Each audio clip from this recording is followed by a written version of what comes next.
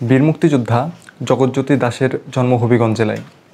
তিনি ছিলেন বাংলাদেশের প্রথম বীরশ্রেষ্ঠ খেতাবপ্রাপ্ত এবং তিনি প্রথম বীরশ্রেষ্ঠ যার খেতাবটা পরে বাতিল করা হয়, পরে তাকে বীর প্রতীক খেতাব দেওয়া হয়। তো এই পুরো ভিডিওটা দেখে আপনি মন্তব্য জানাবেন যে তার কি খেতাব বাতিল করা ঠিক ছিল, বা তার কি খেতাব বীরশ্রেষ্ঠ দেওয়া হয়েছিল সেটাই ঠিক ছিল, বা তিনি যে ভূমিকা রাখছিলেন মুক্তিযোদ্ধায় সেই ভূমিকার প্রেক্ষিতে তাকে কি আদৌ আমরা সেই সম্মানের স্থানে, সেই শ্রদ্ধার স্থানে কি আদৌ বসাতে পারছি কিনা, মন্তব্য অবশ্যই করবেন। তো চলুন শুরু করা যাক। 1971 সালে মুক্তিযুদ্ধের সময় বাংলাদেশ থেকে বহু মানুষ ভারতে যে শরণার্থী হিসেবে আশ্রয় নিয়েছিল। তো সিলেটের আশেপাশে যে বাংলাদেশিরা ছিল, যেমন সিলেট ছিল, নেত্রকোনা ছিল, হবিগঞ্জ, মৌলভীবাজার, সুনামগঞ্জ, এই সব লোকজনেরা ওই সিলেটের ওই পার্শ্ববর্তী যে সীমান্ত ছিল, অর্থাৎ ভারতের যে অংশ ছিল, সেখানে আশ্রয় নিয়েছিল। কিন্তু সেখানে শরণার্থীদের সাথে বেশ বাজে বাজে ঘটনা ঘটতেছিল। এর মধ্যে ছিল যে এই খাসিয়াদের অত্যাচার, যে খাসিয়া জাতি আছে যে ওই পাশে, মানে ভারতের, তারা সেখানে চাঁদাবাজি করতো, বিভিন্নভাবে অত্যাচার করতো। তো এর মধ্যে হঠাৎ করে এই খাসিয়াদের উৎপাত একদিন বন্ধ হয়ে গেল। কি হলো আসলে, মানে কেন বন্ধ হয়ে গেল? সেই শরণার্থী শিবিরের এক যুবক, বয়স কীরকম হবে, আমি যে ভিডিও বানাচ্ছি মানে আমার থেকে ছোট, 20-22 বছরের একজন যুবক, সেই যুবক আর কিছু তার সাঙ্গপাঙ্গ নিয়ে খাসিয়াদের একটা উচিত শিক্ষা দেয় এবং কয়েকজন, মানে খাসিয়াদের ওপর অতর্কিত একটা আক্রমণ করে, বেশ কয়েকজন খাসিয়া মারাও যায়। এরপরে বাঙালিদের ওপর, বাংলাদেশিদের ওপর আর কোনো খাসিয়াদের নির্যাতন হয় না এরপরে। এবং এই যে যুবকটাই ছিল জগৎজ্যোতি দাশ। পরবর্তীতে তিনি ভারতে যে প্রায় 1 মাসের মতো ট্রেনিং নেওয়ার পরে বাংলাদেশে আবার ফেরত আসে, মুক্তিযুদ্ধে সরাসরি অংশগ্রহণ করে। তো এই জগৎজ্যোতি দাশের সাথে বা তার অনুগত হয়ে আরও অনেকেই এই যুদ্ধে অংশগ্রহণ করে। যারা অংশগ্রহণ করেছিল তাদের বলা হতো যে দাস পার্টির সদস্য, মানে জগৎজ্যোতি দাশ সেখান থেকে হয়েছে দাস পার্টি। এই দাস পার্টির সদস্য ছিল মোটামুটি 36 জনের মতো, এবং এই 36 জন বলতে গেলে ওই পুরো অঞ্চলের, সিলেট, সুনামগঞ্জ, হবিগঞ্জ, নেত্রকোনা, জামালপুর, এই পুরা অঞ্চলটাকে একদম দাপিয়ে বেড়াইছে আর কি। মানে পাকিস্তানি হানাদার বাহিনীদের ঘুম হারাম করে রাখতো জাস্ট এই দাস পার্টিটা। শুধু যে দাস পার্টি ওই অঞ্চলে মুক্তিযুদ্ধ করছে বিষয়টা এরকম না, কিন্তু এটা ছিল একদম ওই এলাকার মধ্যে একটা ভাইরাল পার্টি।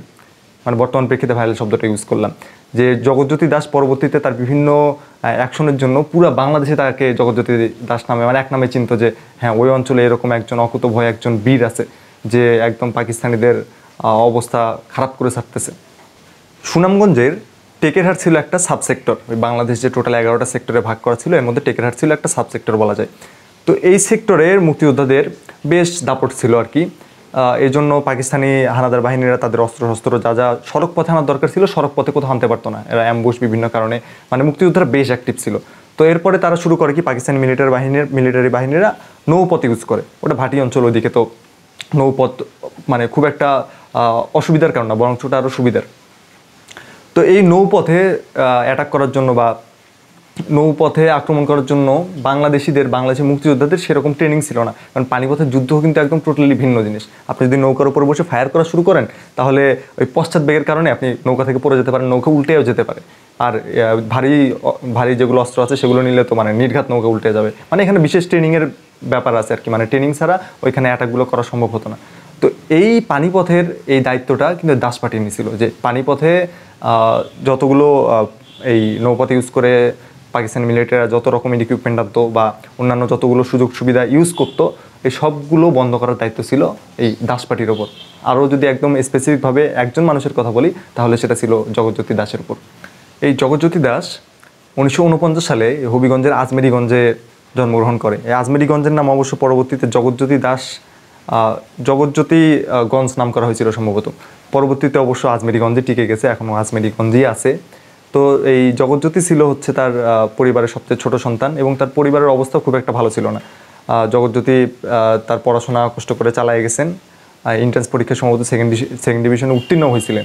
মানে সেই সময়ে এতদূর একটা নিডি ফ্যামিলি থেকে এতদূর আসাও একটা চারটিখানি কথা না আর কি, মানে এটা বিশাল একটা ব্যাপার।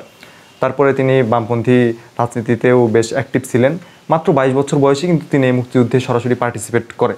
মানে তার এই জার্নিটা বললাম আর কি, তার পরিবারের ব্যাকগ্রাউন্ড, তার রাজনৈতিক ব্যাকগ্রাউন্ড, তার বয়স, সবগুলো কিন্তু মানে আমরা যদি বর্তমান প্রেক্ষাপটের সাথে তুলনা করি, মানে তার প্রত্যেকটা ঘটনায় উল্লেখ করার মতো আর কি। তার বয়স, তার পড়াশোনা, তার ফ্যামিলি ব্যাকগ্রাউন্ড, তার রাজনৈতিক দর্শন, মানে সবগুলো উল্লেখ করার মতো ঘটনা এই জন্য যে একটার সাথে যখন আপনি চেইন করে আরেকটা কানেক্ট করবেন, মানে দেখবেন যে এই কম্বিনেশনটা ওই টাইমে একটা রেয়ার ঘটনা ছিল। এই সবগুলো রেয়ার ঘটনার কম্বিনেশনে কিন্তু একজন জগৎজ্যোতি দাস। এই জগৎজ্যোতি দাস বানিয়াচংয়ে তার দাস পার্টির 13 জন সদস্য নিয়ে 250 জন পাকিস্তানির মোকাবেলা করছিল, এবং সেখানে 30+ পাকিস্তানি মারাও পড়ে, এবং বলতে গেলে তাদের একদম প্রতিহত করতে পারছিল জাস্ট 13 জন দাস পার্টির সদস্য নিয়ে। এই যে এরকম আরও অনেকগুলো বলার মতো ঘটনা আছে, আমি জাস্ট কয়েকটা এরকম উল্লেখ করব, তাহলে বুঝতে পারবেন যে আসলে দাস পার্টি কতটা ত্রাস ছিল পাকিস্তানি বাহিনীদের জন্য, আর দেশ স্বাধীন করার জন্য বা ওই অঞ্চল শত্রুমুক্ত করার জন্য এদের ভূমিকা আসলে কত গুরুত্বপূর্ণ ছিল। তাদের আরেকটা বলার মতো কাহিনী ছিল যে তারা এই দিরাই, তারপরে সাল্লা, এইসব জায়গায় কোনো গুলি ছাড়া জাস্ট বিভিন্ন কৌশল অবলম্বন করে হানাদারদের একদম নাস্তানাবুদ করছিল। জামালগঞ্জ, শাসনাবাজার এই এলাকাগুলো শত্রুমুক্ত করে কিন্তু জগৎজ্যোতি দাস সবচেয়ে বেশি আলোচনায় আসে, এবং এই বলা ওই যে একটু আগে যে ভাইরাল শব্দটা ইউজ করলাম, এই ঘটনাই তার ভাইরাল হওয়ার মূল কারণ ছিল সেই সময়, যে রেডিওতে সব সময় তার নাম, তার প্রশংসা, সেই কোন অঞ্চলে তার বীরত্ব কথা সবসময় প্রকাশ হতে থাকে, এবং অন্যান্য যে মুক্তিযোদ্ধা আছে, বাংলাদেশের অন্যান্য প্রান্তের যে মুক্তিযোদ্ধা আছে, তারা এই জগৎজ্যোতি দাসের কথা শুনে অনুপ্রাণিত হতো, না দাস, জগৎজ্যোতি দাস নামে কেউ একজন আছে, সে দারুণ সব কাজ করতেছে। এটা তো একটা বিরাট মোটিভেশন ওই টাইমে, জাস্ট রেডিওতে সবাই শুনতেছে। মানে এটা এই শাসনাবাজারের বিশেষ করে এটা শত্রুমুক্ত করার পরে এটাই তিনি মানে তার নাম ডাক যশ চারদিকে ছড়ায় পড়তে থাকে। কেউ তো চেনে না আসলে, ওই সময় তো ছবির কোনো ব্যাপার স্যাপার নেই, সবাই জাস্ট খালি নামটা চিনতেছে যে না জগৎজ্যোতি দাস কেউ একজন আছে, মানে যে একদম পাকিস্তানিদের একদম নাস্তানাবুদ করে ছাড়তেছে আর কি। তো এই যে ভাইরাল হলো তিনি, এই ভাইরাল হওয়ার তো আবার অসুবিধাও আছে, কারণ সবাই যখন মোটিভেট হচ্ছে অন্যান্য মুক্তিযোদ্ধারা, এই রেডিও তো আবার পাকিস্তানিরাও শুনতেছে, তারা জানতেছে যে না, তারা তো দাস পার্টি বা এদের সম্বন্ধে অলরেডি আগে থেকে জানে, কিন্তু এই ভাইরাল হওয়ার পরে তাদের মনে হচ্ছে যে না, এটা অবশ্যই খতম করতে হবে যে কোনো মূল্যে, পারলে মানে যে কোনো ইস্যু ইউজ করে যে কোনোভাবে এই দাস পার্টিটাকে ধ্বংস করতে হবে। আর দাস পার্টি ধ্বংস যদি নাও করা যায়, অন্তত জগৎজ্যোতি দাসকে কোনোভাবে বাঁচতে দেওয়া যাবে না। এটা একটা ভাইরাল হওয়ার অসুবিধাও বলতে পারেন।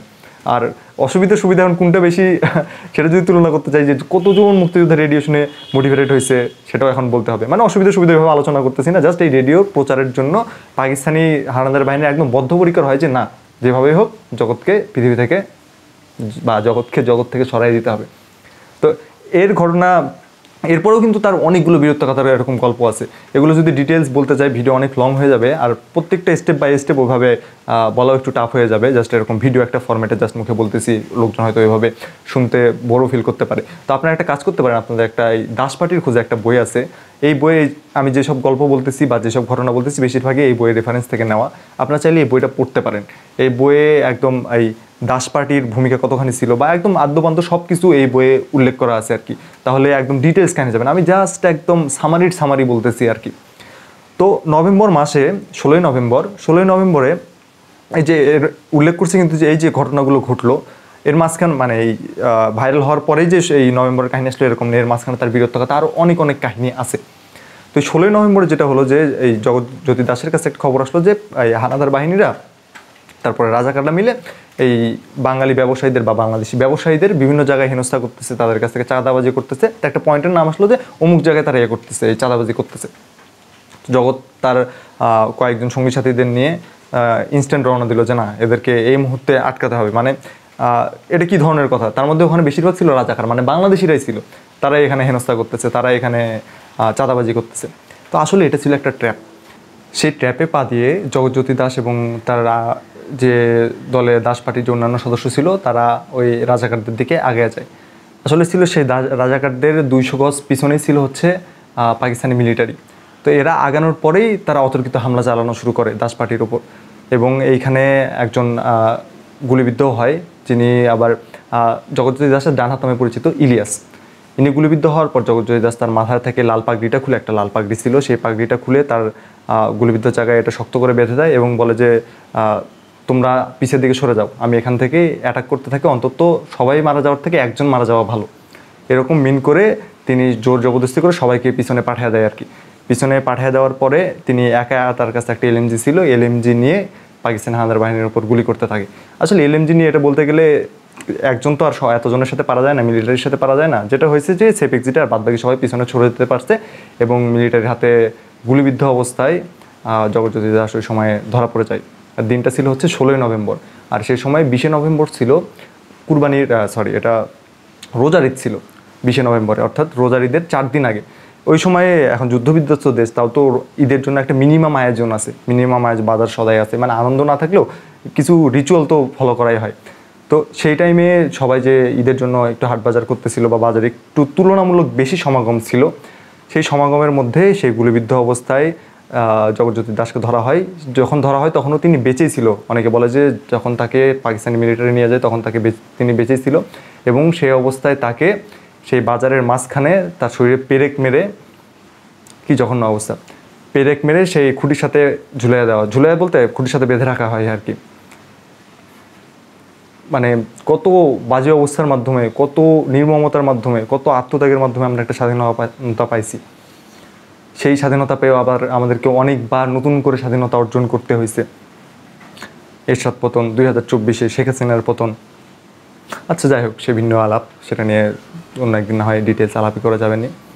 তো তাকে এরকম বেঁধে রাখছিল, রাজাকাররা তার মুখে এসে থুতু দিচ্ছিল। কারণ এলাকার লোকজন তো আসলে সমবেদনা জানানো, থুতু দেওয়া কিছুই করেনি, বলতে গেলে তারা মানে এখানে কিছুই করে নাই। তখন যে জগৎজ্যোতি দাসের মা ছিল তাকে ওখানে জোর করে নিয়ে আসা হয়, তাকে দেখানো হয় যে তার ছেলের কী অবস্থা। এবং যখন তাকে দেখানো হচ্ছিল তখন তাদের জগৎজ্যোতি দাসের যে বাড়ি ঘর ছিল সবগুলোতে আগুন লাগিয়ে দেওয়া হয়, সব পুড়ে ছারখার হয়ে যায়। মানে সন্তানও গেল, ঘর বাড়িও গেল। তো এই অবস্থায় শেষমেশে ওই মানে এরকম নির্যাতনের মধ্য দিয়ে জগৎজ্যোতি দাসের মৃত্যু হয়, এবং তার মৃত্যুর খবরও রেডিওতে এরকম চারপাশে ছড়ায় পড়ে। এবং যখন ছড়ায় পড়ে মানে মৃত্যুর সংবাদটা, কারণ অলরেডি তখন যারা রেডিও শুনতো তারা সবাই জগৎজ্যোতি দাসকে চেনে, তার বীরত্বগাথা সম্বন্ধে সবাই জানে। মানে সবাই একটু ভেঙেই পড়ছে আর কি। ভেঙে পড়ছে বলতে খারাপ লাগা, যে ডিমোটিভেট হয়ে পড়ছে এরকম না, কারণ এরকম মৃত্যুর খবর হরহামেশা ঘটতেছে, হরহামেশা তারা সামনাসামনি দেখতেছে অন্যান্য প্রান্তের মুক্তিযোদ্ধারা, তারা ডিমোটিভেট হয় নাই, কিন্তু খারাপ লাগা তো মানে ন্যাচারালি এটা সবার খারাপ লাগছে। তো এই সময় অস্থায়ী যে সরকার ছিল মুক্তিযুদ্ধকালীন, বাংলাদেশের অস্থায়ী সরকার রেডিওতে ঘোষণা দেয় যে তাকে সর্বোচ্চ যে খেতাব বীরশ্রেষ্ঠ তাকে দেওয়া হয়, অর্থাৎ তাকে বীরশ্রেষ্ঠ হিসেবে রেডিওতে ঘোষণা করা হয়। এবং মানে এটা মানে সবাইকে আরেকটা মোটিভেশন, এরকম একটা মোটিভেশন পায় যে না, এখন সে বীরশ্রেষ্ঠ সর্বোচ্চ খেতাব পাইছে, সে খেতাব পাওয়ার যোগ্য। সবাই এটা মেনেই নিছে যে মানে সে যে বীরত্বপূর্ণ কাজটা করছে সে তো এটা অবশ্যই ডিজার্ভ করে আর কি। তো এটা গেল হচ্ছে তার খেতাব প্রাপ্তির ঘটনা, এবং এটাই কিন্তু সর্বপ্রথম কাউকে এই সর্বোচ্চ খেতাব অর্থাৎ বীরশ্রেষ্ঠ কাউকে দেওয়া হলো, আর এটা পাবলিকলি অ্যানাউন্স করা হলো। কিন্তু এই দেশ স্বাধীন যখন হলো, দেশ স্বাধীন হওয়ার পরে বীরশ্রেষ্ঠ 7 জনকে ঘোষণা করা হলো। এই সময়ে জগৎজ্যোতি দাসকে বীরশ্রেষ্ঠ না দিয়ে তাকে দেওয়া হলো বীর বিক্রম। আমি সম্ভবত ভিডিওর শুরুতে বীর প্রতীক বলছিলাম, সরি, সেটা একটা মিস্টেকে বলে ফেলছিলাম আর কি। বীর বিক্রম উপাধি দেওয়া হয়। তো দেখেন, বীরশ্রেষ্ঠ, বীর উত্তম, তারপর বীর বিক্রম। তো প্রথমে তাকে অ্যানাউন্স করা হলো এরকম যে না, সে বীরশ্রেষ্ঠ, পরে আবার তাকে বীর শ্রেষ্ঠ না বীর বিক্রম দেওয়া হলো। এটা কেন করা হলো? এরকম সরকারি কাগজে, সরকারি ডেটায় আনুষ্ঠানিক কোনো ঘোষণা নাই বা অফিসিয়াল কোনো তথ্য নাই, অফিসিয়াল কোনো রিজন নাই কেন করা হয়েছে।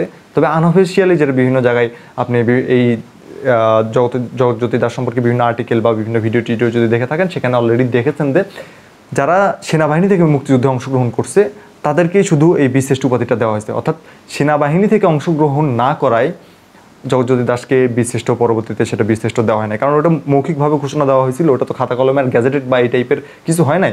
যখন এরকম গ্যাজেটেড হয়েছে তখন জগৎজ্যোতি দাসকে সেখান থেকে মানে বীরশ্রেষ্ঠ না দিয়ে বীর বিক্রম দেওয়া হয়।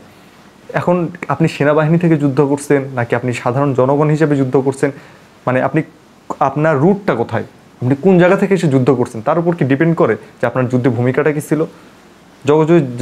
জগৎজ্যোতি দাস যেটা করছে, মানে এটা তো মনে হয় যে সেনাবাহিনী ব্যাকগ্রাউন্ড দিয়ে যুদ্ধ করেও অনেকে এই কাজগুলো করতে পারে না। মানে তিনি যতগুলো সফল অপারেশন চালাইছে, পাকিস্তানি হানাদার বাহিনীকে যেভাবে রুখে দিছে, মানে যেভাবে শত্রু মুক্ত করছে অঞ্চলগুলো, মানে এটার সাথে সে সেনাবাহিনী থেকে আসলো কি না, এটা মানে এটা পুরো একটা যাচ্ছে তাই, মানে একটা আজাইরা বিষয় আর কি। মানে এটা কোনোভাবেই কাম্য নয়। আর আমার মনে হয় যে গভর্নমেন্ট চাইলে এখনও উদ্যোগ নিতে পারে যে না, বীরশ্রেষ্ঠ তাকে যেহেতু একবার অ্যানাউন্স করা হয়েছিল, তার সম্মানার্থে তাকে বীরশ্রেষ্ঠ খেতাবটা আবার দেওয়া হোক, অর্থাৎ বীরশ্রেষ্ঠ 7 জন আছে, এখন বীরশ্রেষ্ঠ 8 জন করা হোক। এটা চাইলে করতেই পারে, এটা তাকে ট্রিবিউট করার একটা মাধ্যম হতে পারে। আর এই যে দাস পার্টির যে 36 জন ছিল, 36 জন বীর মুক্তিযোদ্ধা ছিল, এই 36 জনের মধ্যে এই জগৎজ্যোতি দাস এবং আরেকজন ছিল, এই দুইজন জাস্ট খেতাবপ্রাপ্ত ছিল। আর বাকি যারা ছিল 34 জন তারা জাস্ট গেজেটেড মুক্তিযোদ্ধা, তারা কোনো খেতাবও পায় না। এটা নিয়েও অনেক আক্ষেপ আছে। আর আসলে আরেকটা বিষয় কি যে আপনার কোন ট্যাগ পেলেন, কোন খেতাব পেলেন, এই ট্যাগ বলতে খেতাব মিন করতেছি, মানে এটার থেকে গুরুত্বপূর্ণ আসলে লোকজন আপনাকে কতটা মনে রাখছে বা রাষ্ট্র আপনাকে কতটা মনে রাখছে, আপনার স্মৃতি কতটা সংরক্ষণ করছে, আমার মনে হয় যে এটা বেশি গুরুত্বপূর্ণ। তাও রাষ্ট্রীয় একটা স্বীকৃতি খেতাব এটা এক হিসেবে ম্যাটার করে। কারণ দেখেন খেতাবের পরে আপনাকে যে এরকম যে না তাকে বীরশ্রেষ্ঠ খেতাব থেকে বীর বিক্রমে ভূষিত করা হয়েছে, মানে বীরশ্রেষ্ঠ দেওয়া হয় নাই, কিন্তু সেই এলাকার লোকজন তার সম্বন্ধে খুব জানে, পাঠ্য বইয়ে তাকে পড়ানো হয় বা তার এই মৃত্যুদিনে 16ই নভেম্বর বেশ ঘটা করে উদযাপন করা হয়, তার গল্পগুলো পরের প্রজন্মকে জানানো হয় না, এগুলো কিছুই করা হয় না। ইভেন এই সুনামগঞ্জ, কিশোরগঞ্জ, নেত্রকোনা, সিলেট, হবিগঞ্জ এই অঞ্চলের লোকজনও জগৎজ্যোতি দাস সম্বন্ধে যে খুব ভালো করে জানে এমনটাও না। মানে তাকে পুরো নেগলিজেন্সের মধ্যে দিয়েই, মানে মৃত্যুর পরে তার স্মৃতি পুরো নেগলিজেন্সের মধ্যে দিয়েই পার হয়েছে, যে শুধু খেতাব পায়নি বাদবাকি সব ঠিক আছে এরকম না। ওই জন্য খেতাব একটা মানে একটা এই পুরো সিস্টেমটা যে তাকে সবাই জানুক, এটা জানার মানে এটা চেঞ্জ করার একটা ওয়ে আর কি। মানে এটা চাইলে গভর্নমেন্ট করতে পারে, আমার মনে হয় যে এটা করা উচিত। এই বিষয়ে আপনার কি মন্তব্য? ভিডিও শুরুতেও জিজ্ঞাসা করছিলাম, ভিডিও শেষেও জিজ্ঞাসা করতেছি, মন্তব্য অবশ্যই জানাবেন, বা আপনার এই বিষয়ে থট কি, স্কুল অফ থট কি, অবশ্যই জানাবেন। ধন্যবাদ।